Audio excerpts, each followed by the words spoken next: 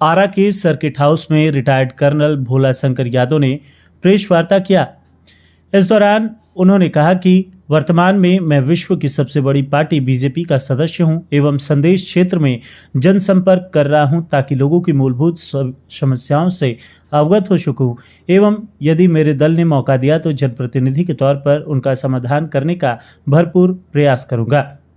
उन्होंने कहा कि 37 वर्ष देश का बाकी सब संदेश का इस स्लोगन के साथ वह चुनावी मैदान में कूद पड़े हैं।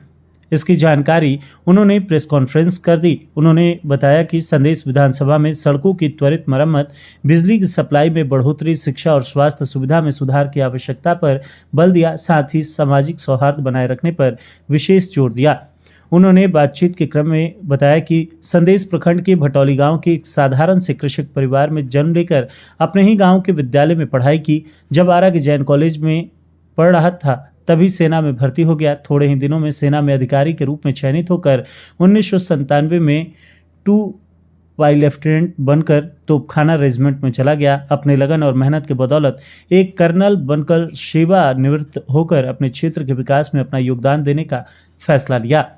इसलिए मैंने बीजेपी ज्वाइन कर संदेश क्षेत्र में लगातार जनसंपर्क कर रहा हूं ताकि लोगों की समस्याओं को जान सकूं और उनका समाधान कर सकूं। नमस्कार, जय श्री राम।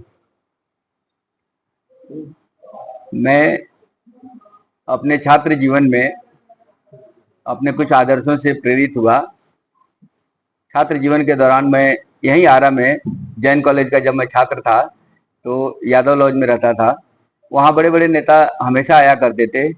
उनमें से कुछ ऐसे थे जिनकी छाप मेरे मानसिकता पर उन दिनों ही पड़ गई, जैसे राम इकबाल वर्षी जो पीरो गांधी के नाम से प्रमुख हैं, वो हुए। एक राम सकल जी जो संदेश विधानसभा के विधायक रह चुके हैं, वो हुए। एक राधा कृष्ण थे विधायक। तो इन सब लोगों के साथ में रहता था। तो इनसे जब राजनीतिक बात होती थी तो उन दिनों से ही मेरा मन था राजनीति में आने का। लेकिन चूंकि परिवार का आर्थिक स्थिति इतना मजबूत नहीं था, जिसके चलते मैं किसी जॉब को ना करके और सीधे राजनीति में आऊं, क्योंकि संसाधन के बिना आप किसी भी क्षेत्र में सफल काम नहीं कर सकते हैं। तो मैं सेना में भर्ती हो गया।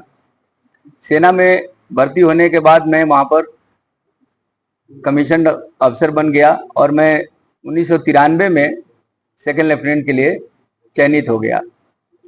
97 से लेकर के और इस साल 28 फरवरी तक मैं सेना में सेकंड लेफ्टिनेंट से लेकर कर्नल रैंक तक सर्विस किया हूं।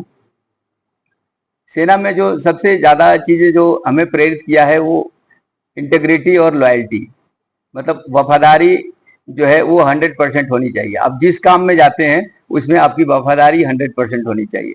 ये वफादारी एक ऐसी चीज है जो आपके अपने प्रति, परिवार के प्रति, क्षेत्र के प्रति, अपने धर्म के प्रति, अपने समाज के प्रति, किसी के प्रति भी हो सकता है, बट जहां रहिए वहां आप 100% वफादारी रखिए।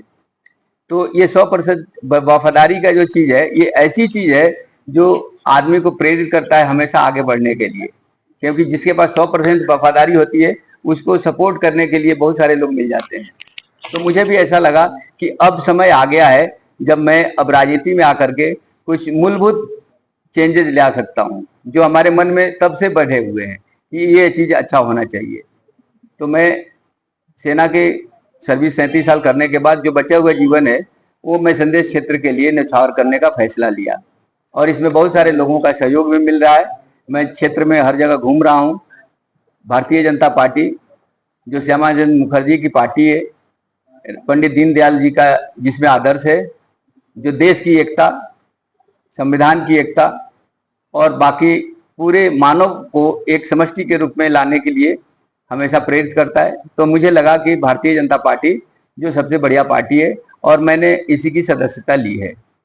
अब संदेश विधानसभा के हर एक गांव में मैं जा रहा हूं, हर लोगों से मिल रहा हूं और मिल करके उनकी समस्याओं को सुन रहा हूं और जहां तक हो सकता है मैं मानसिक विश्लेषण कर रहा हूं कि अगर मुझे मौका मिला तो इन समस्याओं का समाधान कैसे कर सकता हूं। सबसे बड़ी समस्या क्या है संदेश विधानसभा में? जो इस समय है वो तो सबसे ज्यादा है सड़क की जो है वो होना जरूरी है, क्योंकि कुछ गांव के लोग ऐसे हैं जो अपने घर में छत पर सो भी नहीं पा रहे हैं। इतना धूल दूषित उनका घर हो गया है जो घर होते हुए भी घर के अंदर सो रहे हैं गर्मी के दिन में। तो सबसे जो इमीडिएट है वो जो है सड़क की सुविधा को ठीक करना है। उसके बाद बाकी सुविधाएं हैं, जैसे शिक्षा में सुधार लाना, स्वास्थ्य में सुधार लाना, सामाजिक सौहार्द में सुधार लाना, ये सारी चीजें हैं। बट इस समय जनता जो त्रस्त है वो है सड़क के खराब होने की वजह से। तो मेरी प्राथमिकता, अगर मुझे मौका मिलता है तो सड़क को इमीडिएट सुधार करना, ये हमारी प्राथमिकता होगी। संदेश विधानसभा से कई नेता लाइन में, कैसे आप इन पर देख रहे हैं अपने को? संदेश विधानसभा से कई लोग हैं और ये अच्छी बात है कि बहुत सारे लोग जो है अपना भाग्य आजमाने के लिए काम कर रहे हैं। प्रजातंत्र की सफलता इसी में है कि यहाँ नेताओं का अकाल नहीं पड़ना चाहिए। प्रजातंत्र में नेता ज्यादा होने चाहिए और पुराने जमाने से दार्शनिकों का भी यही कहना है कि समाज में नेतृत्व करने वालों की कभी अकाल नहीं होनी चाहिए। तो हमारे लिए खुशी की बात है कि इस क्षेत्र में बहुत सारे लोग समाज में सामाजिक काम करने के लिए लगे हुए हैं। बहुत हेल्थी ट्रेंड है यहाँ के लिए कि कई नेता है। भारतीय जनता पार्टी से अगर टिकट नहीं मिलती है तो क्या बीजेपी पार्टी या चुनाव लड़ेंगे क्या? जी नहीं, मैं भारतीय जनता पार्टी का ही मेंबर बना हूँ और मेरी ये इच्छा है कि मैं अंतिम दिन तक अपनी सांस जो लूँ तो भारतीय जनता पार्टी में लूँ। और मैं बगावती काम करने वाला व्यक्ति नहीं हूँ। सेना में हमारा अनुशासन बहुत ही ज्यादा जोर पकड़ के रखा है और मैं एक अनुशासित सिपाही के तौर भारतीय जनता पार्टी का ही अंतिम सांस तक सेवा देना चाहता हूँ। मुझे निर्दलीय या किसी और पार्टी से इलेक्शन लड़ने में कोई दिलचस्पी नहीं है। अभी वर्तमान में वहाँ एक परिवार का सत्ता काफी लंबे समय से चल रहा है, कैसे चुनौती देंगे उनको? चुनौती मैं नहीं दूंगा, चुनौती तो जनता दे चुकी है। जनता को सिर्फ चाहिए एक वफादार ईमानदार व्यक्तित्व जो उनको नेतृत्व प्रदान कर सके। देश में इस तरीके की चीजें लागू होता, नियम कायदा कानून कायदा कानून तो संदेश विधानसभा में लागू होता है कि नहीं ये तो जनता जान चुकी है और इसीलिए जनता जो है यहाँ परिवर्तन लाना चाहती है। हम ये नहीं नकार सकते हैं कि बिल्कुल कानून का राज नहीं है, लेकिन इसको और बेहतर बनाने के लिए मेरा एंडेवर रहेगा। देखिए, देश सेवा कोई ये नहीं है कि जो सेना में है वही देश सेवा में है। मेरे तरफ से एक शिक्षक, एक कृषक, एक मजदूर, एक रिक्शा वाला, हर कोई व्यक्ति जो रचनात्मक कार्य कर रहा है, किसी तरह के कानूनी प्रक्रिया में बाधा नहीं दे रहा है और समाज में बने हुए नियमों का पालन करते हुए देश के जीडीपी में अगर एड ऑन कर रहा है तो हर आदमी देश सेवा में है। और मैं कोई दिगर काम नहीं कर रहा हूँ। सेना में मैंने 37 वर्ष दिए हैं और अब मैं अगर राजनीतिक क्षेत्र में काम कर रहा हूँ तो ये भी एक देश सेवा ही है और इसमें कोई तुलनात्मक ये चीज नहीं है। मैं किसी को कम नहीं आंकता हूँ, एक किसान हो या एक जवान हो। जो मैंने अपने 2 लाइन में ही अपना इंटेंशन, अपना बायोग्राफी सब कुछ बता दिया है कि मैंने 37 वर्ष तक देश का सेवा किया है और उसमें मैं एक सिपाही से लेकर के कर्नल तक के रैंक तक सर्विस किया हूँ। तो इसका मतलब है कि स्पॉटलेस और अनुशासित जीवन जिया हूँ, तभी तो मुझे भारत सरकार ने प्रोन्नति दे करके सिपाही से कर्नल तक पहुंचाया है। और वहीं से मुझे प्रेरणा मिलती है कि राजनीतिक क्षेत्र में भी अगर मैं काम करूंगा तो यहाँ भी मैं जो है अच्छे ओहदे तक जाकर के और अच्छे से अच्छे चेंजेस ला सकता हूँ। परिवर्तन जो है वैसे तो प्रकृति का नियम है, एवोल्यूशन के थ्योरी जो आप पढ़ते हैं तो उसमें भी है कि ये जो कांस्टेंट चेंज हो रहा है हर रोज, यही एक सत्य है जो परिवर्तन होते रहता है। तो परिवर्तन होते रहता है, वो नकारात्मक हो सकता है, सकारात्मक। मेरा प्रयास रहेगा कि सकारात्मक जो है परिवर्तन हो और उसमें मैं जी जान लगा के काम करूं। नहीं, अगर पार्टी को लगता है कि कर्नल भोलाशंकर सिंह को चुनाव लड़ना चाहिए तो मैं पार्टी के फैसले के साथ जाऊंगा। अगर पार्टी मुझे कहती है कि नहीं आप पार्टी का हेल्प करिए तो मैं वो करने के लिए तैयार हूं। मुझे पार्टी के टिकट पर ही चुनाव लड़ना है, बाकी मैं नहीं करता। हाँ, फिर से कहिए आप सवाल।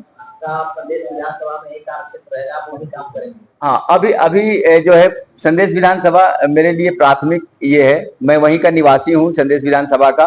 और जब अपने घर का ही अगर नहीं संभाल सकता तो मैं बाकी समाज का क्या ये करूंगा। जब कोई व्यक्ति अपनी भाषा का, अपने माँ का ही आदर नहीं करेगा तो दूसरे की माँ या दूसरे की भाषा को क्या करेगा। तो मैं संदेश विधानसभा को नेग्लेक्ट करके किसी और विधानसभा में जाऊं, ये मेरे लिए अभी उचित नहीं है। कालांतर